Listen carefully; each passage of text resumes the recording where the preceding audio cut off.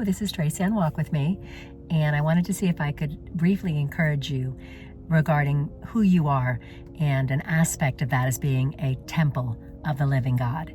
The thought was that as we've been kind of unpacking this concept of the third temple, and then we've been digging into the first temple Solomon built, and then that was around about 400 years, and there was a 50-year period. Then there was the second temple that Zerubbabel built, and then later Herod expanded upon that and made it more glorious. That's the temple that Jesus was in, and that he prophesied not one stone would be left standing upon another stone. And Jesus made this crazy statement. He said, destroy this temple, and in 3 days I will rebuild it. And the scripture goes on to say that he was speaking about himself. And then we'll see from some of these scriptures that it says, do you not know that you're the temple of the living God? And I kind of jumped into the topic there real quick, but the thought was, as I was processing it, even though I know some of these scriptures, I started thinking about them and realizing, like, one of the titles for this video is going to be a journey to the holiest place in the world. And it's in you, that the presence of the Holy Spirit, the presence of the Almighty God. Do you not know that you're the temple of the living God? In continuum with that was that when you recognize that you are the temple of the living God, that I asked my son, I said, what could you do to make Holy Spirit is dwelling in you, the Spirit of God is dwelling in you. Is there anything you could do to make that Spirit more holy? Now, obviously, we want to live holy so the Spirit can live happy and free and consistent with the outer workings of my life. But we want to start from that position. It's not like I thought, even as we think of a third temple being built, that spiritually speaking, some of us tried to build another temple. We try to be holy enough, like we want some sort of holier place by religious routines, prayer or fasting, and not that those things are negative, but if we're doing them to create a holier place than we already have in Christ, that is diminishing God's grace.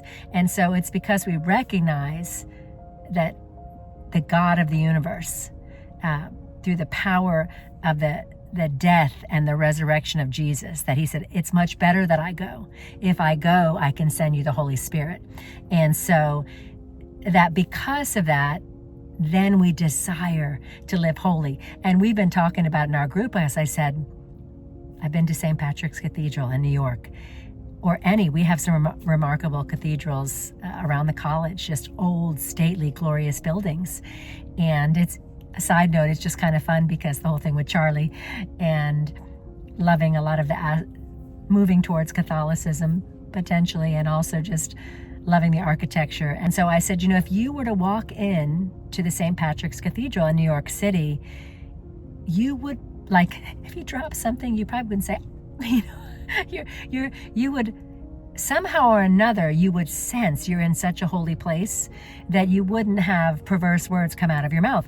Maybe even you're dragging your kids. Not that you're dragging your kids, but you're in a frustrated moment, and you'd probably lower your voice and speak softly like children. You know what I mean? And if we recognized the fact that we are the temple of the living God, then it's like, I'm a man of unclean lips. Like, we would, out of that understanding, our words would be consistent. If we the more we recognize who we are and that we're the temple of the living God, the more I feel like our actions will line up with that. And so I wanted to first read to you John 2:19 through 21. All right, Jesus replied, destroy this temple, and in 3 days I will raise it up. What, they exclaimed, it has taken 46 years to build this temple, and you can rebuild it in 3 days? But when Jesus said this temple, he meant his own body. After he was raised from the dead, his disciples remembered that he had said this, and they believed both the scriptures and what Jesus had said. And the interesting thing is, later in the Passion Week, when they're trying to find someone who will say, falsely accuse Jesus of something, they finally find two people who say, he said this thing right here, that destroy this temple and in 3 days I will rebuild it. This very thing was the thing that they killed him for. I mean, they hated that he said this. The high priest said, when Jesus was there and they had taken him in, they said, say something to say this isn't true. That's blasphemy. And he said, tell us you're the Messiah. And he says, it is as you've said. And he remained quiet. And so then they spit on him. That was the catalyst event, that the domino that set the other dominoes to his death, for him to say, basically declare himself the temple. Next one I wanted to look at was 1 Corinthians 3:16 through 17. And this is what this says. Do you not realize that all of you together are the temple of God, and that the Spirit of God lives in you? God will destroy anyone who destroys this temple. For God's temple is holy, and you are that temple. So, do we really believe that? Do we really believe we're more precious than every cathedral in the world, every place of worship, even a literal third temple in Jerusalem? I haven't fully decided yet. I'm looking at all the scriptures. Isaiah, I think it's chapter 2, Daniel, Ezekiel 40 through 48. Because the thing is that Jesus did say to them, I'm not coming back until you say, blessed is he who comes in the name of the Lord. So, and I did read that it's very interesting, and Tucker Carlson mentioned that, I think it was him, that there was an attempt to rebuild the temple. And they have recorded events, I'm not sure if it was Josephus, that like fire blew out from under the earth and burned up the stonemasons. They had to quit the work. Some say this is a picture of the prophetic word that Jesus said, that not one stone will be left upon another, that they're not going to be able to build a third temple.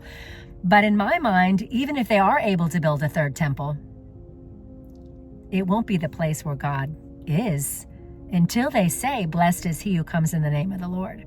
Jesus said another specific thing. He said, the stone that you've rejected has become the cornerstone, the chief cornerstone. In modern architecture, it's different today, but in ancient architecture, it was the first stone that was laid. It was the largest stone, and every other stone was squared up to that stone. Let's read Ephesians 2:20 to understand a little more about us being the temple of the living God. It says, I'm going to read actually starting from verse 19. So now you Gentiles are no longer strangers and foreigners. You are citizens along with all of God's holy people. You are members of God's family. Together we are his house, built on the foundation of the apostles and prophets.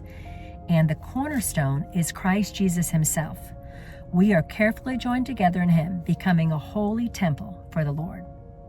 Through him, you Gentiles are also being made a part of this dwelling where God lives by his Spirit. As I was looking quickly at some of the notes, and to realize that it was the very thing that was the catalytic event to his crucifixion, because these two witnesses said, he said, destroy this temple and in 3 days I will rebuild it. And when we read in that context, Jesus said the temple he was talking about was himself. Whether there is another literal temple or not, we often do this same thing. We try to make ourselves a more holy temple than the holy temple we already are. And so my encouragement to you is recognizing who you are, that you are a temple of the living God. If you understood that, if you could imagine like walking into a sacred, holy place, and the awe and the reverence that you feel in certain geographical places. I've traveled at being in Israel or other places that carry a measure of honor and respect for the Lord. There's a tangible feeling and presence there. But the thing is, your presence as a temple of the living God is the most powerful temple in the world. I just want you to be encouraged, because it encouraged me just to remember who I am, that I'm a temple of the living God, and that I want my life to line up with that. I want to meditate on that, and from that be transformed, so that the rest of the extension of my life is consistent with the presence of the Almighty God, the temple of the living God in me. So be encouraged. Have a great weekend.